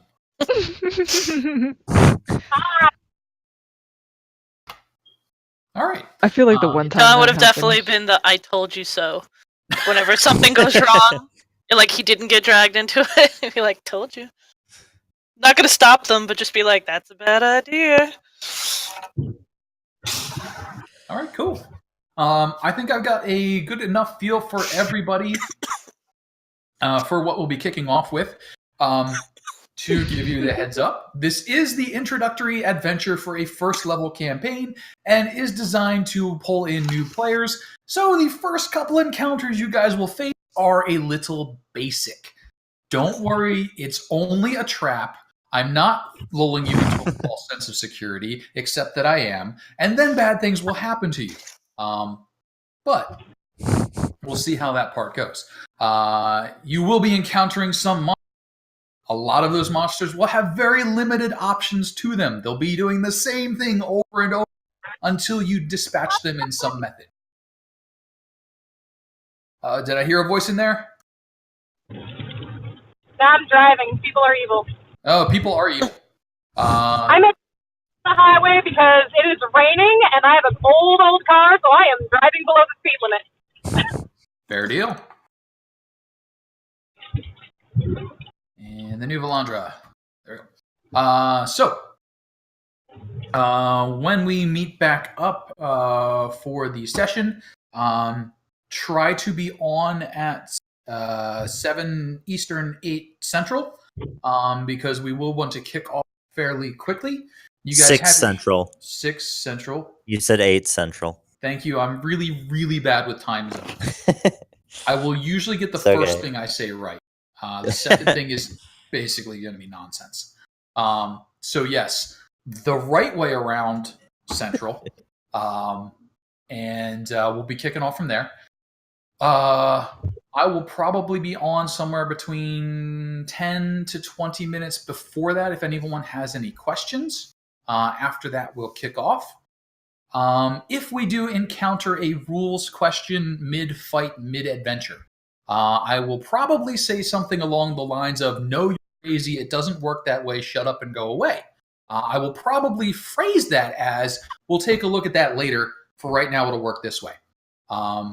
And then we can research it and figure out whatever's going on. You guys are first level, so there probably won't be too many of those things, but you're going to come up with something crazy. You've got Tabaxi, which has speed boost. You've got Water Yen Sai or Genie Say or whatever the words are that have got some funny things. We've got a 2-foot-tall mouse, which I'm sure somebody's going to throw at some point. So we're going to have to work out some sort of launching technique for that. She'll just hold out her rapier and you can just chuck her. So I'm aware these things are going to happen. We'll deal with it as we can. We'll squeeze it in there. And then during the downtime, we'll figure out what in the world just happened and whether it should ever happen again. I will also throw up little RP hooks and additional information and that sort of stuff throughout the week as it occurs to me or as it gets documented, and shoot that over to you guys through the Discord. If that gets lost amongst the thousands of other messages you popular people get, let me know and we'll figure out a better way to handle that. Because I'm a lonely old person, I don't get messages, so I can handle that when you guys send me stuff back. And we'll go from there. Let's see here. I think that's about it. Thank you for playing. I appreciate it. It's fun. I enjoy it. Hopefully you guys do too. If you're not having fun, please give me feedback about the parts that you're not having fun because of. If we're getting too combat heavy, if we're getting too combat light, if we spend too much time just talking and nothing happens, if you feel like you're not making any progress through the campaign, all that stuff. Not you guys. Sorry, driving. It's okay. I've been called much worse for much better reasons. I'm not calling you an asshole, I swear. Ugh. Wait till the dice start dropping. Let's see here. I'm totally out of stuff now. I'm exhausted. Can't do it anymore. If you ever need graphics help with things, I'm pretty quick with turnaround. I need all the graphics help.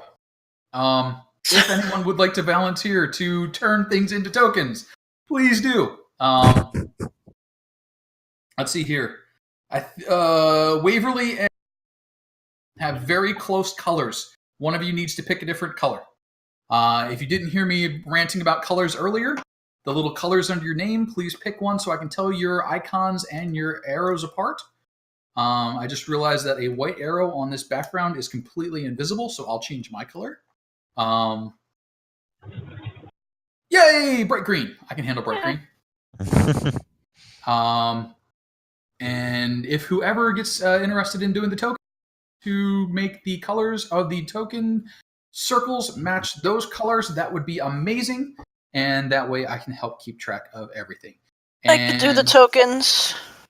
Today's dark blue is not yet covered, so you can grab your dark blue color.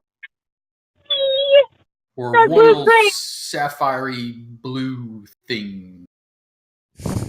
There's probably a name for that. I'm not real. Cerulean? Cyan? All the blue colors I know. God, I know too many colors. Cerulean's a little bit more gray. Cyan is brighter. Azure? Cobalt? I wasn't. Cobalt? I mean, navy is Cobalt will work. Davy's deep. Royal blue. Having a good time. Here we go. Everyone, do please take a moment and subscribe and follow Captain Reboot. And make sure you beat up your friends, take their phones and equipment, sign them in, and subscribe with them as well. I'm not kidding. Bludgeon them if you need to. That would be much appreciated. Still going after that URL. Yes. Desperately trying to get the...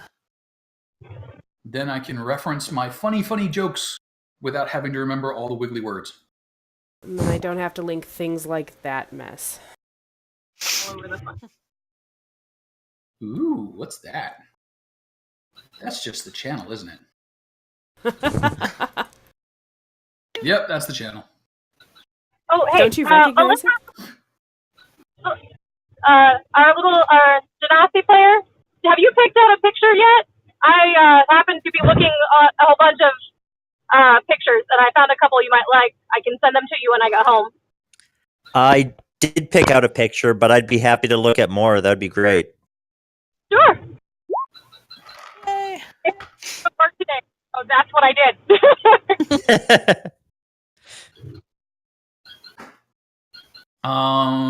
Let's see here. Oh, if you guys think up of a picture, if you guys see a picture or think of a picture that would suit a character better than the generic ones that you see coming up from the Roll20 stuff, because all the nobles look alike right now, because I didn't go shop all the different pictures. Feel free to grab one and send it over to me. I will eat it up from there. There was not a lot of turtle art when I went hunting, so Glumfellow is the turtle. The turtle. He is the turtle. It's just him in the parade. There's only one. Art on yourself, because that's kind of a thing. I like to look at art. Yes, That's so that's why Glumfellow is so glum, because he's the only one. he is. There is one turtle. Where do turtles come from? Turtles come from Turtle Island. I shouldn't have landed, guys. That's not.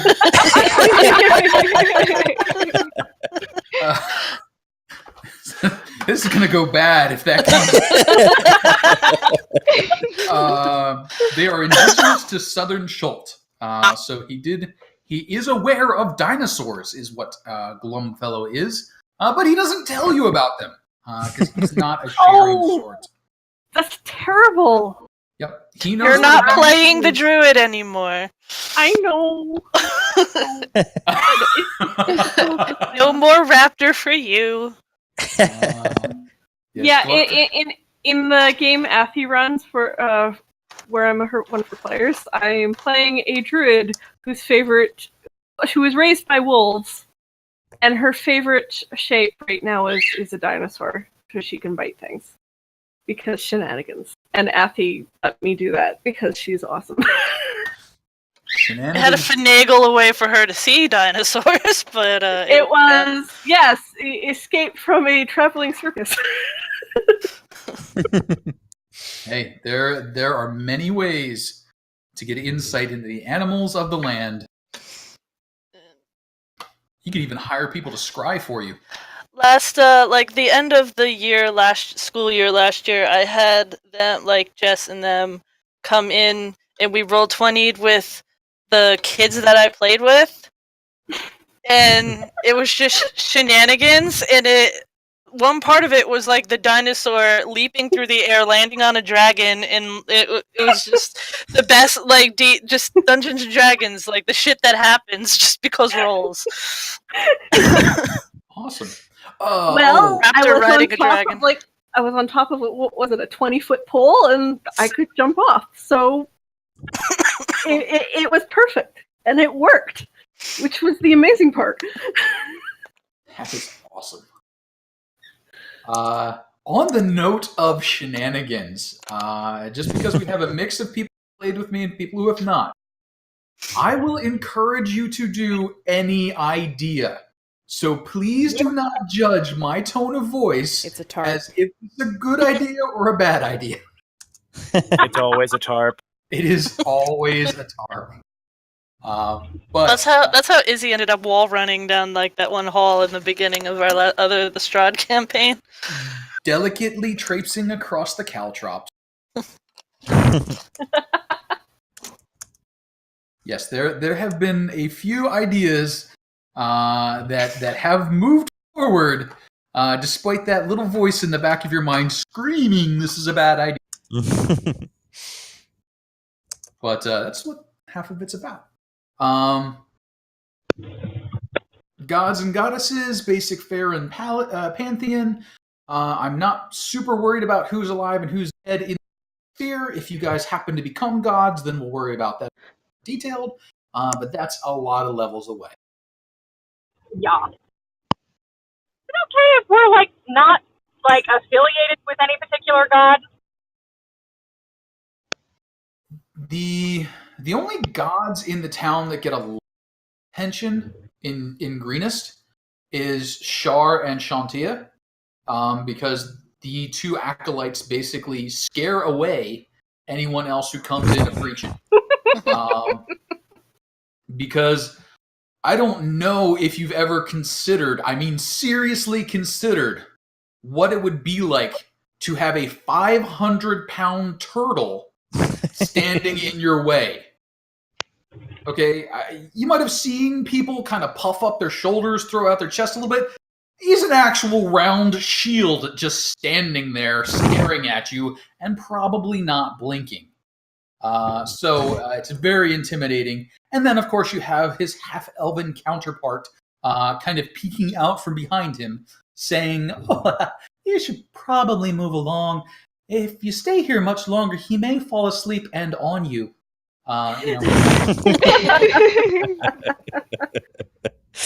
So that they do work together on occasion to keep out the influences of others.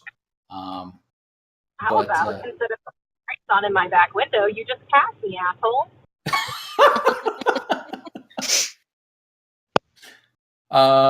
So let's see here. We've got a good backstory set. We know that you guys get along reasonably well. Party infighting and things of that nature. Should it happen for whatever reason that the party disagrees and that disagreement becomes violent, or you disagree to the point where you just can't figure out who's doing what, We will roll initiative, and you guys will go through your actions in the turn order. Usually that's not stabbing each other, but occasionally it's something like, I'm going to kill this prisoner. No, don't kill him. I really want to kill him. I'm going to kill him. No, don't kill him. All right, you've gotten on long enough. We're rolling initiative. You can either try and kill him or not. Put up or shut up.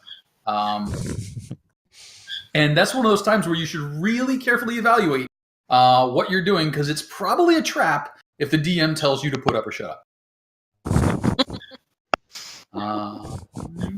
Cool.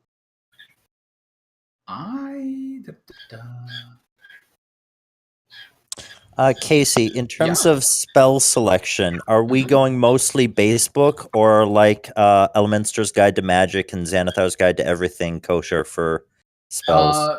Just about everything is kosher. You guys can select from nearly everything. A couple of the UA text stuff is a little wonky. I'm trying to convince Kyle to let me do some of that right now, and he's like, no, that's crazy. I'm like, please. It's not a no. It was not a no, but it was a you'll be. So yeah, most everything is okay. If it's really something oddball, let me know. Okay. I think the popular spell from the new stuff is Toll the Dead. Yeah. Which is a pretty cool spell. That sounds interesting. That is the only one that's jumping to mind is something that was recently strong, but not so strong that I'm going to say no. Okay. Just know that I believe it is necro damage. It is. And doing anything necromancy does draw a certain type of people towards you, and they're not the friendly type of people. Also, I'm still looking at Lore Wizard. Don't count it out yet. That's all right. I've already changed my mind 3 more. I think that's why I settled on illusion in the first place. Is like I can't change my mind anymore. I just have to pick something. I like pretty pictures.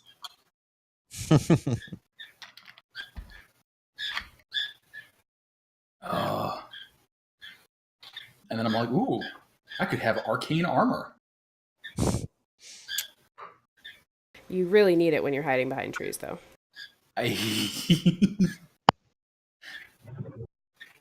He has a certain technique that he uses. It's called let other people die. And as far as combat goes, I think you guys are going to figure as it happens. It will not be a dramatically evil combat curve for you, so you have plenty of time to figure out, hey, I'm not a frontline fighter. There are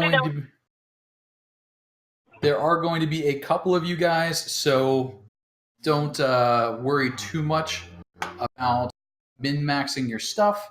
And we will be running short sessions, and you will probably not be doing the average 6 to 7 encounters per day, probably more like 1 or 2. So feel free to use your cool tricks. You'll figure it out if you're doing it too often, nice and fast.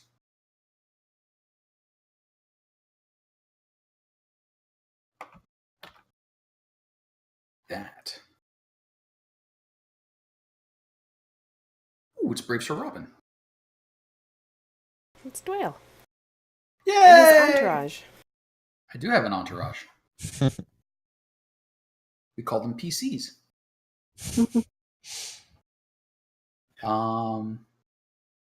Anybody have any other questions, comments, concerns, criticisms, other things that starts with C? I like alliteration, by the way. Get used to it. Out of curiosity, are there many Ganassi, or however you say it, I have no idea, on the Sword Coast? It is your name. You can say it however you want. And everybody else will go, ooh, I was saying that wrong. So you rock that word however you want to rock it. Okay. I think the base is genie, so I assume the real word is something like genocide. But that sounds weird to me. There are probably not a lot of you overall. Hang on here. Because you guys are basically the newer tieflings. Yeah, the elemental tieflings. Let's see here. Do. No one's scared of them. Well, that's bullshit. To genocide.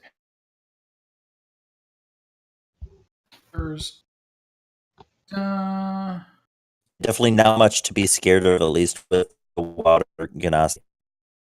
Just like traits make her look like she always finished bathing. Her hair waves as if it's underwater. Like, mostly just cute stuff. She smells of fresh rain. You know. Just so you know, while that is cute in a brightly lit room. That's fair. Okay.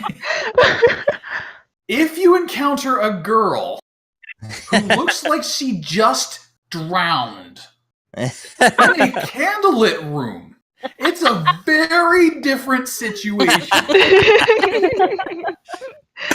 All right, so rolling an intimidate check. Okay. So you do have that one in your back pocket, just so you know. Okay. Your people appear to be very rare. It seems like it's written as though you could go your whole life without ever meeting another one. Okay.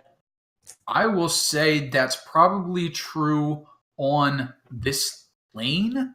If you were to go to the elemental planes, you would probably meet more of your kind. Yeah. You know, those that had basically stuck with the more powerful of their parents. There might be little patches of your folk, you know, a little family, that sort of thing somewhere, but I don't see anywhere where it would be like, oh, hey, if you head to Baldur's Gate, be sure you check out the genocide district. Okay. That's kind of what I figured. I just wanted to make sure I was on the right track there. Yeah. You're not unique enough that someone would put you in a cage and put you on display. Always good. You'd probably fetch an extra couple of copper on the slave market. Wow. That's it? Nah. Like copper? They're not creative slavers. I mean, she always She's looks blue. muddy. She's blue, but I mean, she looks like she's just covered in mud and dust for 5 minutes, and she's a mess. She's a little mud monster. Oh, I think I made it bad. We're going to go a little slower. In the distant land of Zakhara. That's where most of you guys are.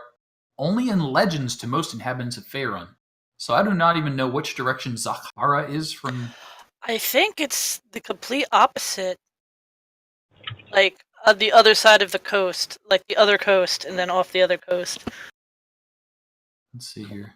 I could be wrong. Air and fire genocide seem to be descended from the Jin and Ifrit who once ruled Kalishan, which isn't too terribly far away, but that would be the air and the fire folk. Water and earth, no common history. Okay. Okay. You just crop up every once in a while.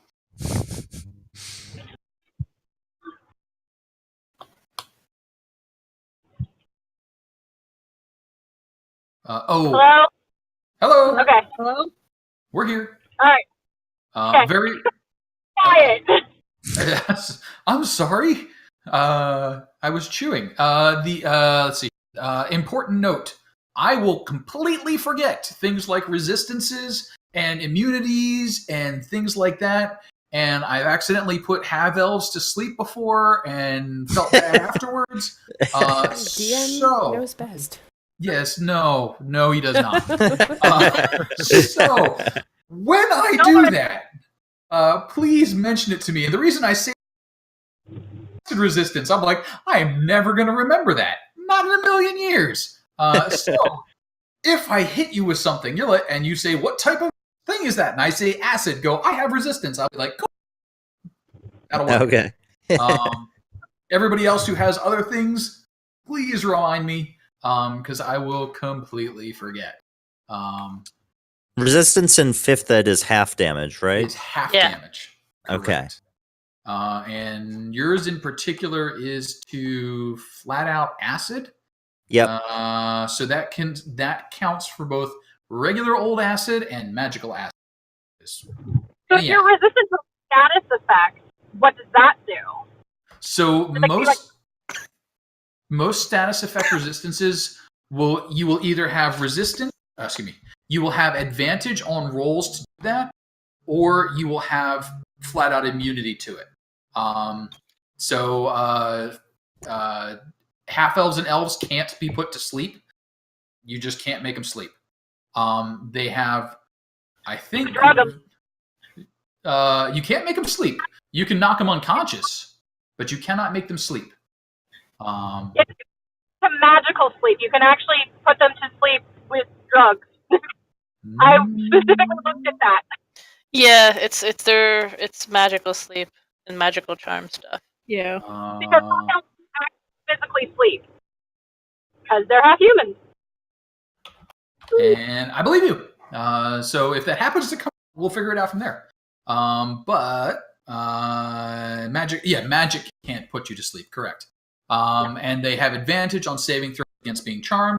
So if anything says you will be charmed, then you get advantage on that saving throw. I think the word resistance is restricted to things that do damage to you and get you half damage. If it's written in a different way, we'll look that one up, and I'll probably decide that the editors are crazy and something else happened.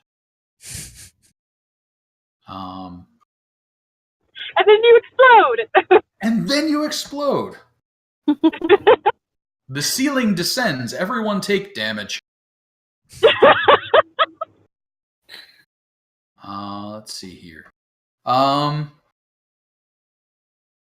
You guys are going to be playing 2-hour sessions. So for the first couple of levels, you'll probably be picking up a level every other session or so.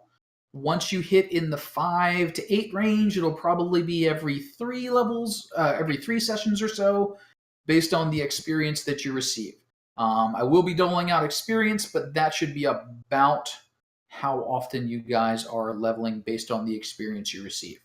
I will be giving experience for role-playing and interacting with stuff. You don't actually have to kill it if you don't want to. Feel free to kill it. It's fun.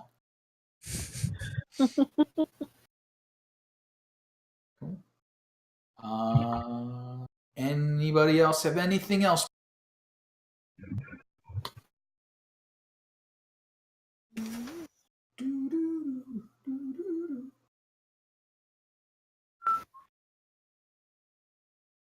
Cool. So if you come up with anything throughout the week, hit me up. As your sheets get finalized, let me know. If the people who want to do tokens feel like doing tokens, go for it. If we don't have tokens together by Tuesday or Wednesday, then I'll throw together tokens and we'll go from there. I don't mind doing them. I'll just wait till everybody is settled on whatever picture they want to use. Coolies. What was I going to say? Oh, I will be moving around the permissions sheets so that you will each be able to see but not control each other's sheets. Faith. Which should also make your vision stick to yourself. If we are in the middle of battle and the lighting is just driving you guys nuts, you can't see what stuff is, let me know and we will just turn it off and go back on to everybody can see the map, which is totally fine. We'll figure that part out as we go. We may look at giving Sin or the recording thing access to the other sheets so that the recording can see what everybody can see. We'll figure that part out throughout the week. Yeah, and I can talk to you later, Casey. I can create another account if that's easier / better for everybody. Yep. And we'll figure it out from there. Cool. Coolies. I don't think anyone has anything super secret on their sheet yet.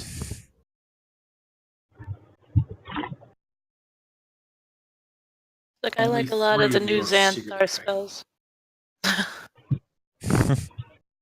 Well, I am thinking of going the arcane trickster route, so I might have to take a look at what's in Xanthar for spells.